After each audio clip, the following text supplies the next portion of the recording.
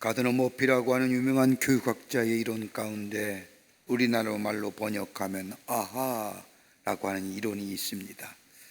영어는 아하 비나미넌이라고 하는 아하의 현상이라는 이론입니다.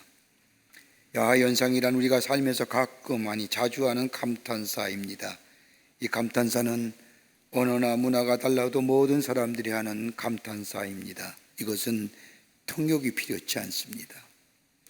누구나 자신의 생각이나 경험에 일치가 되면 아하라고 하게 됩니다. 머리를 쓰면서 추리하거나 생각을 통해서 나오는 아하라고 하는 감탄사도 있지만 그것은 자신의 생각이나 실제 경험에서 일치해서 나오는 아하라고 하는 감탄사와는 강도가 다릅니다. 우리의 삶을 살면서 이런 아하라고 하는 공감의 포인트, 감탄사가 자주 나와야 합니다. 그럴 때에 그 삶이 행복해지기도 하고 인격이 성장되기도 하며 신앙생활을 보면 우리의 믿음이 자라나기도 합니다. 근데 문제는 이 아하라고 하는 감탄사를 어느 때 해야 되는 겁니까? 시점이 문제입니다. 어떤 경우에는 한참이 지난 뒤에 아하 하면서 감탄하며 동의어 합니다. 아, 그랬구나. 아, 그랬었지? 아하, 그때 그랬더라면 얼마나 좋았을까? 과거에 이러한 일들을 가지고 지금에 감탄하며 동의하는 일은 우리에게 아쉬움과 후회만이 남습니다.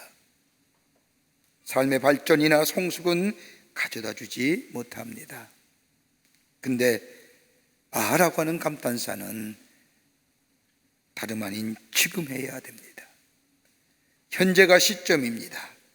방금 이 자리에 해야 됩니다. 오늘 우리가 이 자리에 모여서 함께 예배하거나 영상을 통하여 예배에 참여하는 이 시간, 하고 하나님의 말씀을 들을 때 우리 마음속에 은혜가 되어 감탄사와 도로 동의가 우리 가운데 일어나야 한다는 겁니다. 아하, 그랬구나. 들려온 하나님의 말씀이 이렇게 소중하고 나의 영혼을 살리는구나. 아하, 정말 귀하다.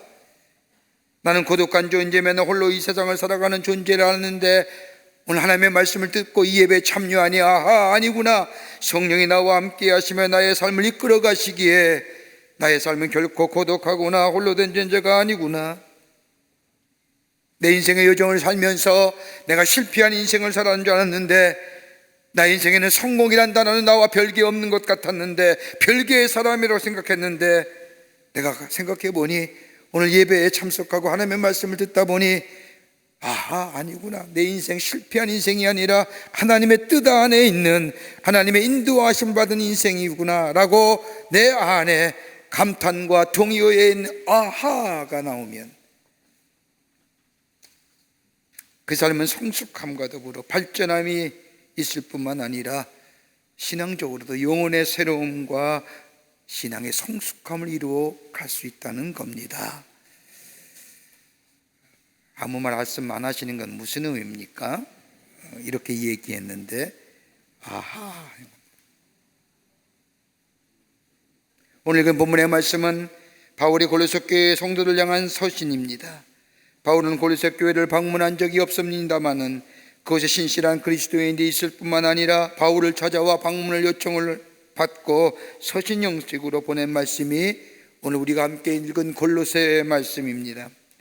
오늘 특별히 본문의 말씀인 2장 2절의 말씀을 보면 오늘 골로새서의 전체의 주제라고 해도 과언이 아닌 귀한 말씀 한마디가 한 구절이 나옵니다. 하나님의 비밀인 그리스도라고 하는 말씀입니다.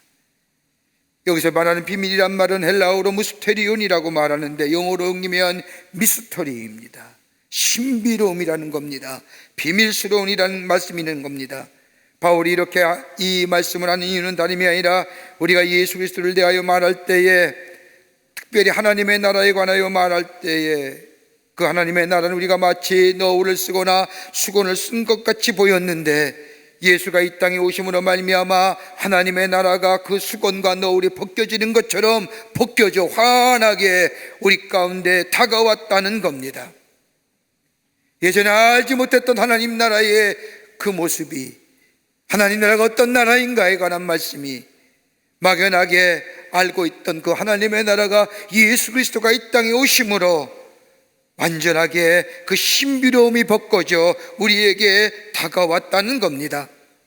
그 하나님의 나라가 하나님의 나라의 세계가 예수 그리스도의 이 땅에 오심을 인하여 알게 되었다는 겁니다. 어떤 신학자는 이 바울의 용법을 가리켜서 바울의 특별한 수사학적 용법이라고 표현합니다가만은 예수 그리스도 통하여 우리에게 다가온 이 신비로움은 마치 공중에 떠 있는 것 같은 것이 아니라 우리 가슴에 와 닿았다는 겁니다. 그로 인하여 예수 그리스도 안에 있는 하나님의 나라가 우리에게 밝히 보여졌다는 겁니다. 누굴 통하여? 예수님이 이 땅에 오심으로 인하여라는 거예요.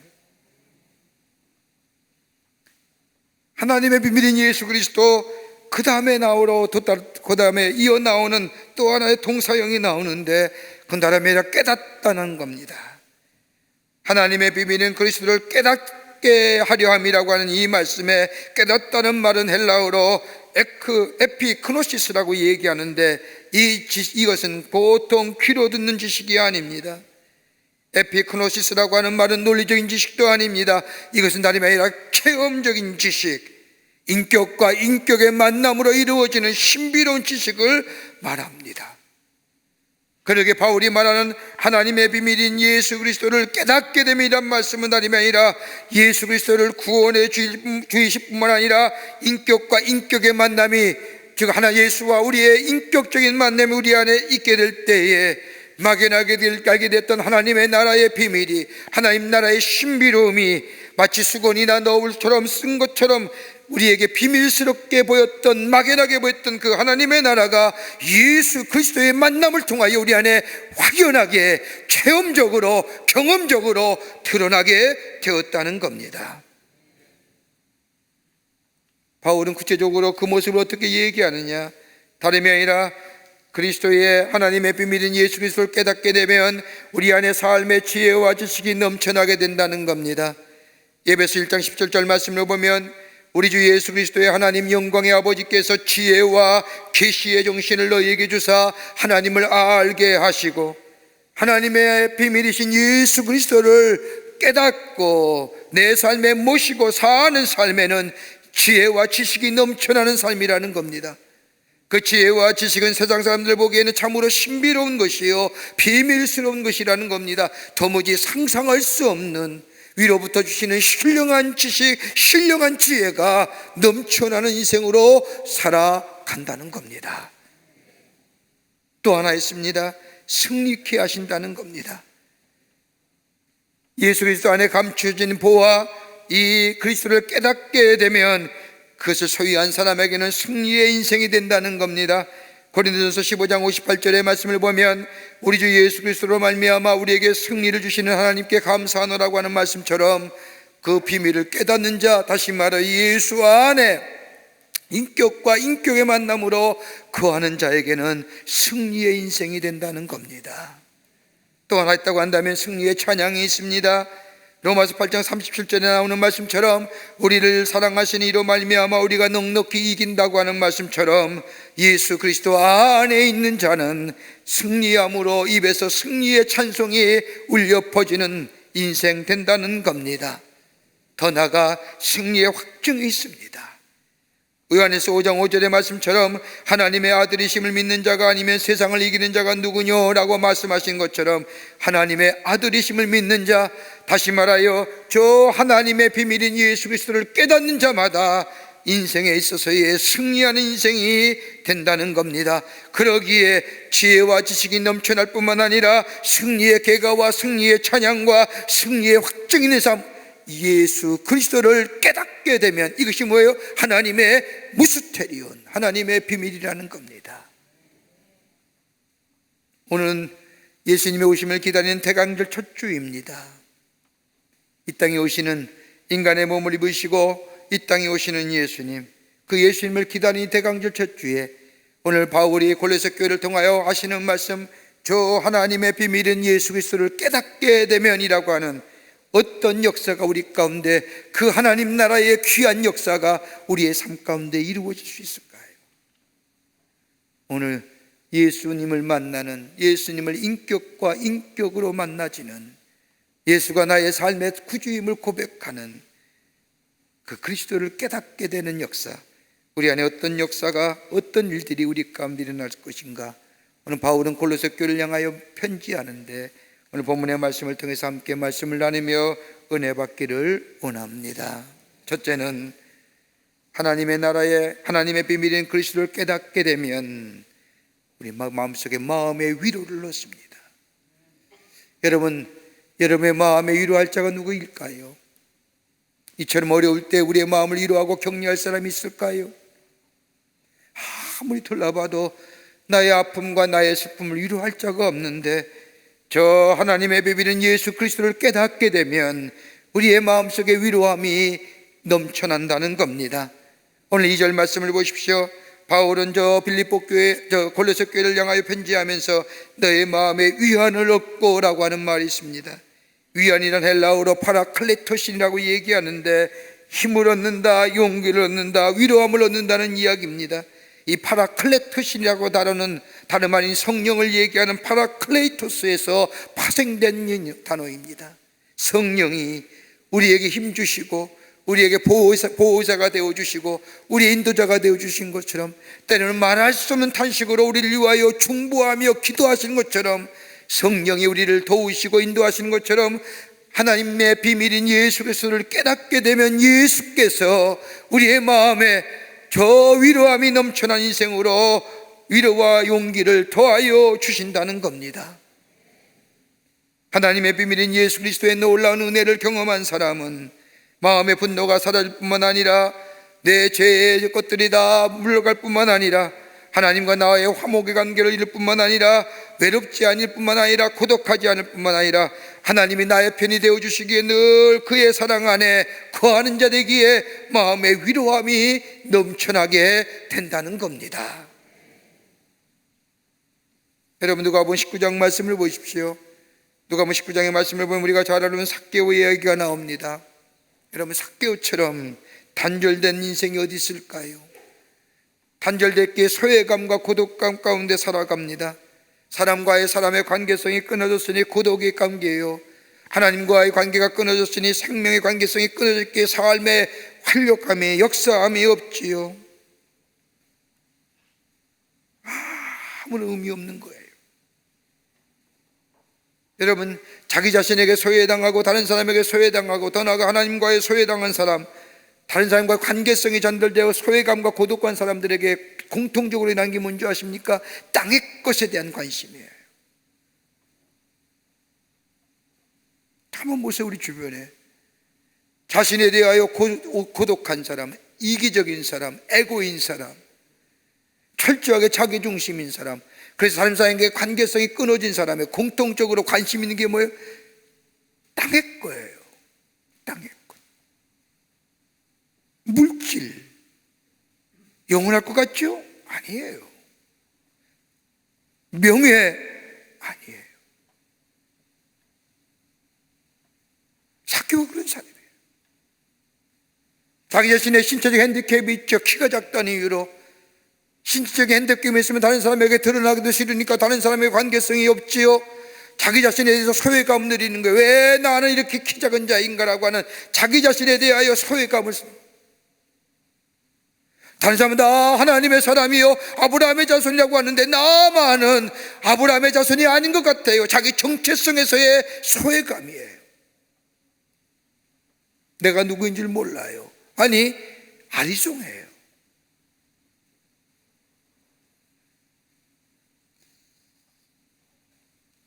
더다거나 자신이 가지고 있는 일 때문에 다른 사람의 분노의 대상이에요. 다른 사람에게 분노의 대상이 되기 자신이 모르게 나도 마음속에 분노가 일어나는 겁니다. 그러기 한마디로 소외된 자, 자기 정체성을 잃어버린 자, 분노의 사람, 이런 사람, 내가 누구인지 모르고 사는 인생. 그런데 이 삭개오가 예수 만난 겁니다. 누가복음 19장 9절의 말씀을 보면 예수님이 삭개오를 만나기 위해서 예수님이 삭개오를 향하여 너도 아브라함의 자손이라 얘기할 때에 그의 마음속에 분노와 잃어버린 자기 정체성의 회복과 모든 것이 새롭게 되는 역사를 경험한 누구도 예상치 못한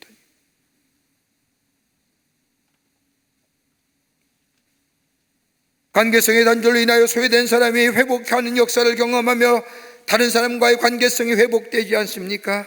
신체적으로 외상함으로 인한 상한 감정의 소유자가 그의 마음속에 치유함의 역사를 경험합니다. 분노의 사람이 나눔의 사람, 섬김의 사람이 되지 않습니까? 누가복음 19장 8절의 말씀을 보면 삭개오가 예수님 앞에 고백하기를 만일 이것을 타석한 일이 있다면 내가 4배나 갚겠나이다. 여러분 그거 어떻게 본 건데요? 손가락질 받으며 받은 거예요. 누군가를 토색한 것 있다고 한다면 토색한 것 할 수도 있었다는 거죠. 땅의 것만 관심 있는 사람이 땅의 것을 버리는 순간 하늘의 것을 소망을 두고 살아요. 여러분 이런 변화 어떻게 일어나는 거예요? 그렇게 무스테리 은혜라는 거예요. 상상하지 못할 일입니다.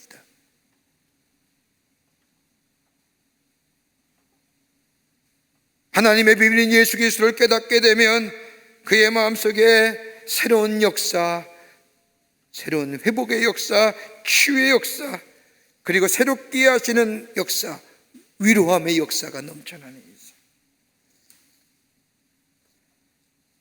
그러기에 하나님의 비밀인 예수 그리스도를 깨닫는 자마다 삶의 위로와 용기와 회복의 역사를 경험하는 그 놀라운 은혜가 임하게 되는 줄 믿습니다. 두 번째는 연합하는 은혜를 경험하게 됩니다. 하나됨의 은혜를 경험한다는 겁니다. 나뉘었던 삶이 하나가 됩니다. 갈라졌던 삶이 하나가 됩니다. 찢겼던 삶이 다시 하나가 됨의 역사가 이룹니다. 오늘 여기 본문 2절의 말씀을 보면 하나님의 비밀인 예수 그리스도를 깨닫게 되면 사랑 안에서 연합하게 하느니라고 하는 것처럼 사랑 안에서 연합의 역사를 경험한다는 겁니다. 여러분 십자가가 무엇이에요? 여러분 예수님의 저 죽으신 십자가를 바라볼 때마다 무엇을 경험하시는지요?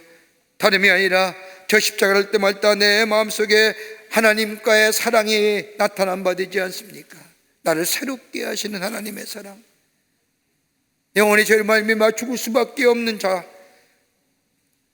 하나님을 향하여 멸시하며 하나님에 대하여 하나님에 대해 비방했던 자, 영원히 죽을 수밖에 없던 우리들을 구원하시기 위해서 예수님을 이 땅에 보내주시고 십자가에 달려 돌아가게 하시고 그로 인하여 하나님의 사랑이 나타나신 바 된 저 십자가, 내가 죽어야 되는데 예수님이 나를 대신하여 죽었던 저 십자가의 놀라운 은혜, 그렇게 십자가를 볼 때마다 하나님의 사랑이 내게 비춰져 오는 거예요. 그 사랑이 나를 새롭게 하시는 거예요. 나를 하나님과의 관계를 회복시킬 뿐만 아니라 이웃의 관계를 회복시켜 주시는 것, 하나님의 사랑을 우리에게 보여주신 것으로 그치는 것이 아니라 그 사랑을 받은 자마다 다른 사람에게 그 사랑을 전하며 살라고 하는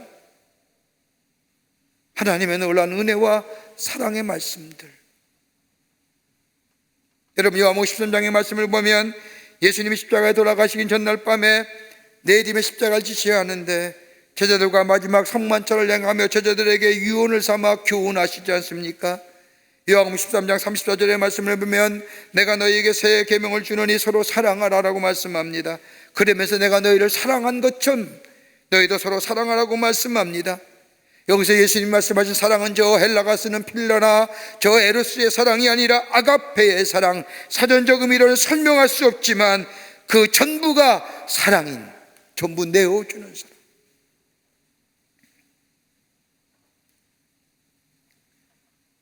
이 사랑을 깨닫게 될 때에 하나님의 사랑이 되어, 이 사랑을 실천하게 될 때에 그리스도를 닮아가는 삶 되는, 내적으로 하나님의 사랑을 깨달을 뿐만 아니라 감격하며 살아갈 뿐만 아니라 외적으로 이 하나님 예수 그리스도의 사랑을 실천하며 이 사랑을 전하는 자 될 때에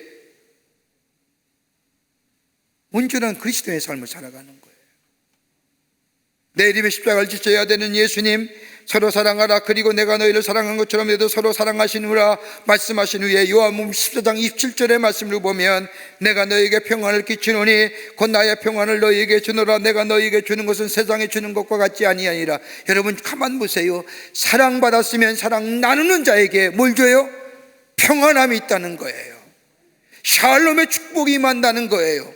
이건 누구도 경험하지 못하는 미스테리요, 하나님 나라의 비밀이라는 거예요.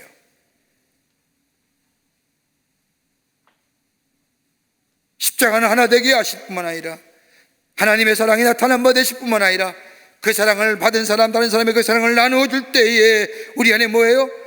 주의 주시는 평안함의 역사, 평안함의 역사. 여러분, 사람은 사랑을 알면서부터 인격을 말할 수 있다고 합니다. 사랑의 깊이와 인격의 성장은 정비례 한다는 겁니다. 사랑을 전혀 모른다든가 사랑할 이유가 없다는 사람은 아직도 어린아이 같은 이기적인 모습의 삶이라는 겁니다. 저는 얼마 전에 교회를 나오면서 참 아름다운 모습을 하나 봤습니다. 아마 쌍둥이인 것 같습니다. 쌍둥이 두 아이, 엄마 아빠가 하나씩 가슴에 품고 길을 건너는데 차의 경적은 요란하고 도로엔 차들이 많이 몰려있고 서로 빨리 가겠다고 크락션을 울려대는 그 가운데 그 부모의 품에 안긴 아이는 아무것도 모르고 뭐요? 자더라고요. 너무 궁금해서 이렇게 가다가 고개를 너역에 봤어요. 얼마나 편안한지, 평온하게 자는지. 그 엄마 아빠의 품이, 그 사랑의 품이 그 아이를 편안하게 하는.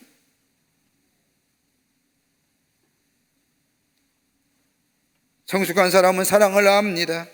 사랑받고 있던 사실을 알 뿐만 아니라 다른 사람에게 그 사랑을 전하여 주는 사람, 이 사랑이 하나됨의 역사를 경험하게 합니다.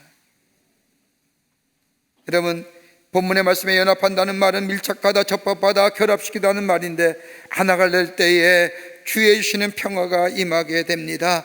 그 하나는 십자가의 사랑으로 하나 되게 합니다. 사랑을 전하여 주게 될 때에 단절됐던 관계성이 회복되고 결합되고 접합되는 역사. 여러분, 아담과 이브가 에덴 동산에서 하나님이 따먹지 말라는 선악과를 따먹을 때에 세 가지의 그 따먹는 순간 세 가지의 파열, 균열이 생겼다는 겁니다. 하나는 뭐냐? 자기 자신과의 균열입니다. 부끄럽게 된 사실, 숨은 일, 하나님의 말씀에 순종하지 아니하고 따먹은 일에 대한 불안과 핑계거리, 그러기에 뭐예요? 가리우는 거예요. 가렸잖아요. 나무 잎으로 미봉책으로 가려운 것 같은 자기 자신과의 파열, 균열이에요. 또 하나 있다면 하나님과의 관계성의 균열입니다. 하나님의 음성에 두려워지고 하나님의 복이 싫어지고 다른 것들로 하나님의 것을 대신하려고 하는 하나님과의 관계성의 파열, 그러기에 숨었잖아요. 두려워서 숨은 거예요. 또 하나의 파열이 있다면 이웃과의 균열입니다. 아담은 하와에게, 하와는 뱀에게 책임을 전가하지 않습니까? 미움과 싸움이 시작된 겁니다. 자기 중심의 죽인 삶으로 변해지는 겁니다. 한마디로 단절이에요. 그런데 하나님의 비밀인 예수 그리스도를 깨닫게 되면 이 단절이 관계성의 회복을 갖다주고 마음의 질병, 마음의 아픔과 괴로움이 치유와 회복의 역사일 뿐만 아니라 하나님과의 관계성이 회복될 뿐만 아니라 화목의 관계를 통하여 하나됨의 역사를 이루어간다. 뭐라면요? 하나님의 비밀인 예수 그리스도를 깨닫는 자마다 이런 신비로운 은혜, 이 비밀스러운 놀라운 은혜를 경험하는, 하나됨의 역사를 경험하는 하나님 나라의 복된 백성의 삶으로 살아가게 되는 줄 믿습니다. 예수를 깨닫게 되면. 끝으로 하나님의 비밀인 예수 그리스도를 깨닫게 되면 삶의 부요함이 넘쳐나게 됩니다. 그리스도를 깨닫게 되면 우리의 삶의 부요함이 넘쳐난다는 겁니다. 오늘 2절 후반부의 말씀을 보면 확실한 이해와 모든 풍성함이란 얘기를 합니다. 여기서 풍성함이란 얘기는 블루투스라고 얘기하는데 영광의 풍성함입니다.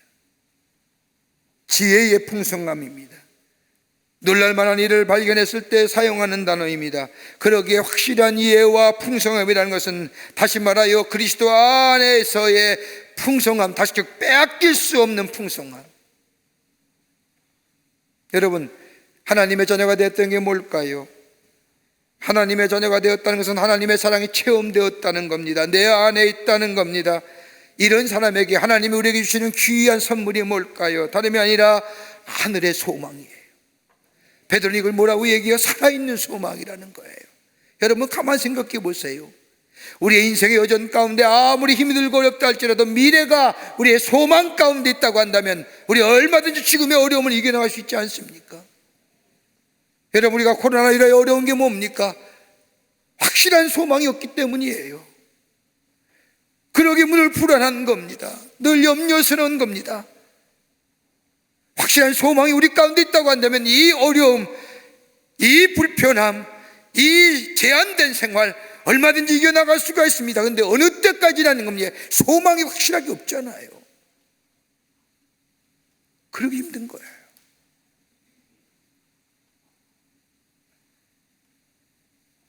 우리가 십자가의 놀라운 애로 하나님의 자녀가 되었습니다. 하나님의 자녀가 되었다는 것은 하나님 나라의 소망을 가지고 사는 겁니다. 하나님 나라의 소망을 가지고 산다는 것, 여러분, 이 세상은 내 집이 아니라, 이 세상은 내 것이 아니라 장차 제 집은 저 하늘의 본향에 있다는 것처럼 내 인생의 여정이 끝나는 날 우리의 삶이 확실하게 저 하나님 나라가 주님과 함께 거한다고 하는 저 하늘의 소망이 있기에 우리의 삶 속에 내적인 부유함과 풍성함이 있는 겁니다.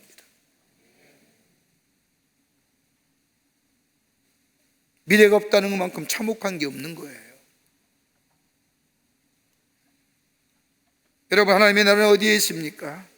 성경은 두 가지로 말씀하지 않습니까? 하나는 현재적인 하나님의 나라입니다.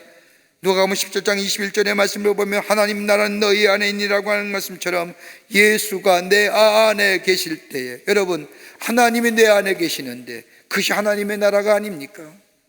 하나님 나라의 주는 누구예요? 하나님이세요. 그 하나님이 내 안에 있기에 내 안에 현재적 하나님 나라가 이루어지는 거예요.